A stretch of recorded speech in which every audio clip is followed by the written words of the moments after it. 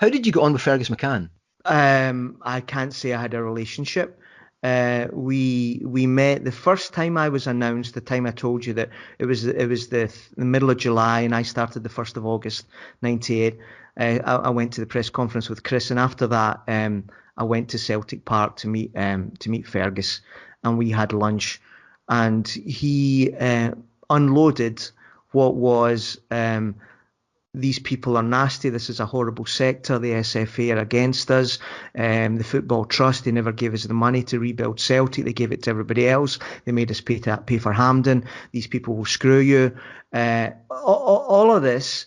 And it wasn't light. It was intense from moment one. Every other moment that I saw Fergus, it was along those same lines. I remember one example where Eric Riley told me on a Friday afternoon, he said, like Fergus's 5 years are up. The last game, you're going to be there on Saturday.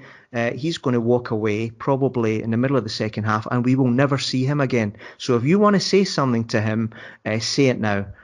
So I thought, thanks, Eric. I called up Fergus straight away and I said, look, Fergus, I'm going to put my SPL hat down now. I'm going to talk to you as a Celtic fan. Um, you saved our club.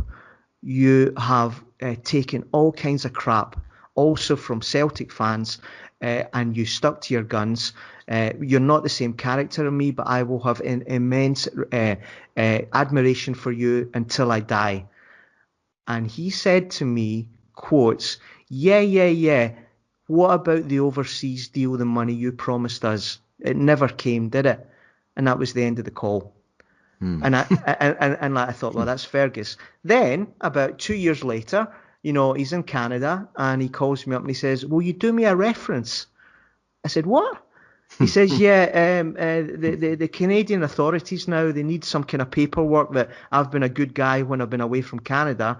Could you tell them a little bit what I did there? And I said, Fergus, I don't know if you realize what you're asking me and how much of an impact that makes on me, but that's an honor for me.